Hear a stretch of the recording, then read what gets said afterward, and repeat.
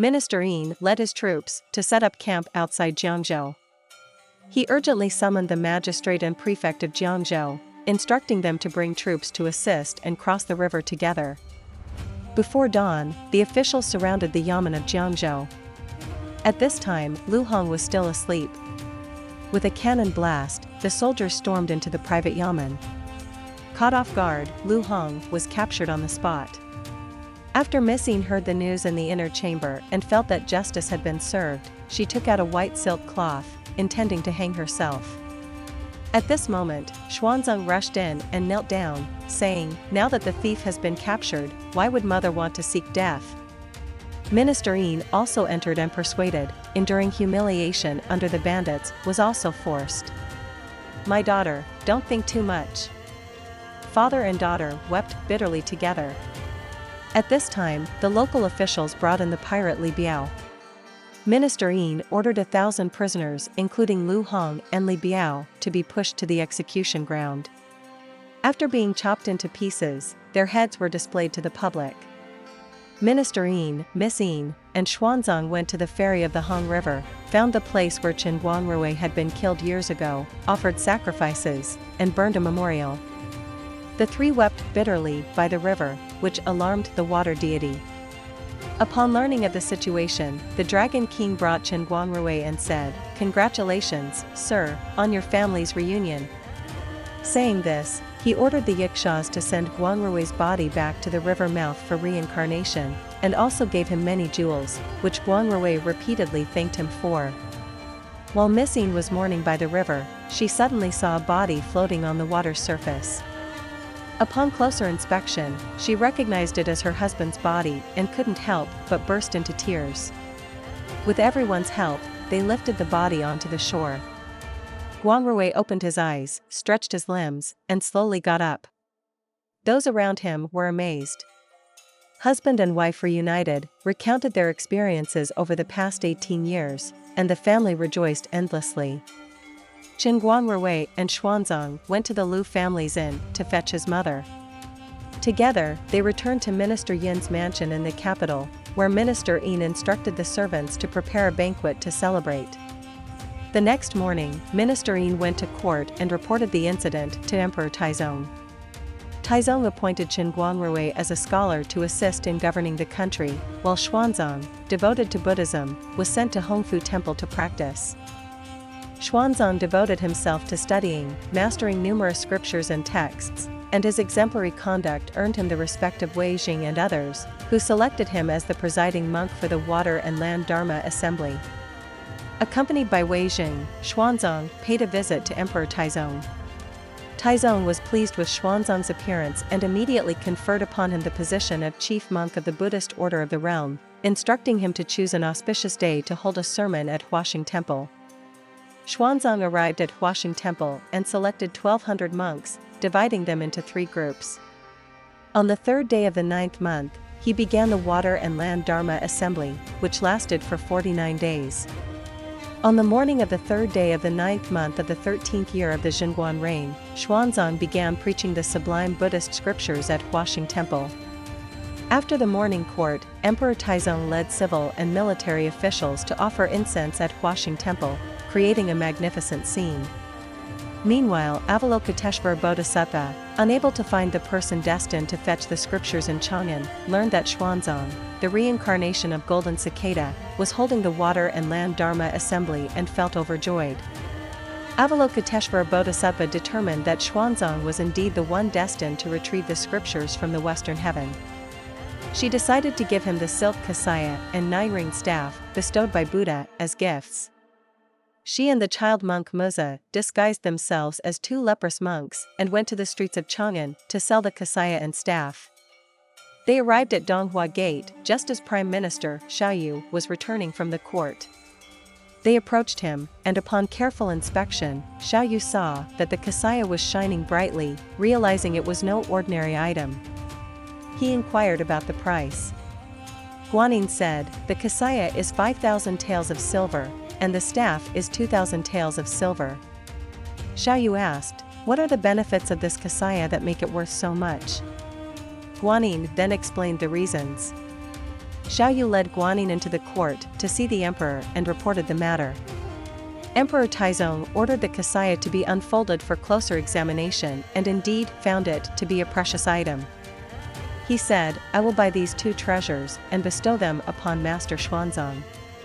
Upon hearing this, Guanyin clasped her palms together and said, "Since he is a virtuous person, I will not accept a single coin and willingly give them to him." With that, she departed gracefully. Emperor Taizong summoned Xuanzang and bestowed upon him the kasaya and staff. Xuanzang thanked the emperor, shook out the kasaya, draped it over himself, held the staff in his hand, and stood before the steps, radiant like a bodhisattva descending to earth. Civil and military officials cheered in unison. Emperor Taizong was extremely pleased and bestowed 2 teams of ceremonial guards to accompany Xuanzang. The officials escorted Xuanzang out of the court, parading through the streets, heading straight for the temple, creating a lively and joyous atmosphere akin to a triumphant champion. On the 7th day, during the formal assembly, Xuanzang requested Emperor Taizong to attend. Emperor Taizong, accompanied by civil and military officials, consorts, and relatives, arrived early at the temple. Many commoners from the city also came to listen to the Buddhist scriptures. Guanyin said to Muza, "Today is the main day of the assembly. Let's go see how the assembly is going and what scriptures are being preached." The 2 of them remained disguised as leprous monks and mingled in the crowd. Huaxing Temple was packed with people. Xuanzang, draped in the kasaya, stood on a high platform preaching, sometimes reciting the Sutra of Rebirth for the saved, sometimes discussing the preservation of peace and treasure in heaven, and sometimes expounding the encouragement of meritorious deeds. Guanyin walked up to the platform and loudly exclaimed, "Monk on the platform, you only speak of Hinayana teachings. Can you also preach Mahayana teachings?" Upon hearing this, Xuanzang quickly descended from the platform and paid respects to Guanyin, saying, "Master, the monks here only speak of Hinayana teachings. I don't know what Mahayana teachings are." Just as they were speaking, Emperor Taizong arrived upon hearing the commotion, recognizing the monk who had presented the kasaya the other day. He asked, "Monk, since you've come to listen to the sermon, why disrupt the preaching and delay the Buddhist affairs?" Guanyin replied, "The monks here only preach Hinayana teachings, which cannot save the deceased and help them ascend to heaven. I possess the Mahayana Buddhist scriptures, which can universally save sentient beings, accumulate virtue and perform good deeds, pray for favorable weather, and safeguard the country and its people." With that, Guanyin ascended on an auspicious cloud, revealing her true form, holding a vase of pure willow, while Muza held a large staff, looking spirited. Upon seeing this, everyone knelt down and bowed in worship. As Guanyin gradually departed, a piece of paper floated down from the sky with the words, "Greetings to the great Tang." In the western regions, there is a wonderful scripture. The journey is 10,000 and 8,000 miles long. Those who wish to go will obtain the true golden body. Emperor Taizong, after reading the note, gathered the monks and asked, "I am determined to pay homage to Buddha and fetch the scriptures. Which master is willing to go?" Xuanzang stepped forward and bowed, saying, "Your Majesty, I am unworthy but willing to go to the western regions to fetch the scriptures." Emperor Taizong was overjoyed, helped Xuanzang up, and said, "Master, since you fearlessly embark on this arduous journey, enduring its hardships and challenges, we shall become sworn brothers." They bowed before the Buddha, and Emperor Taizong addressed Xuanzang as "Holy monk, my brother."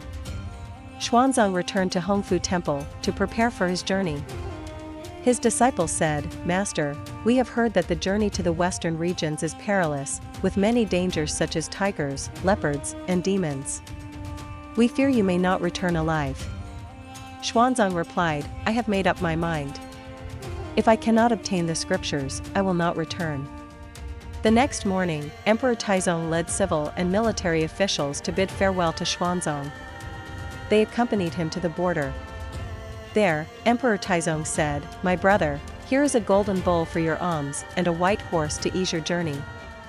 Emperor Taizong then asked, "My brother, do you have a dharma name?" Xuanzang replied, "As a monk, I dare not presume to have a name." Emperor Taizong said, "In the western regions, there are 3 collections of scriptures. You may choose one and take a name accordingly. Let it be known as Sanzang." At the border, Emperor Taizong poured a cup of wine for Xuanzang, picked up a pinch of dust, and sprinkled it into the cup, saying, "My brother, this journey is long and arduous. May you remember your homeland with just a pinch of earth and not be tempted by the wealth of foreign lands."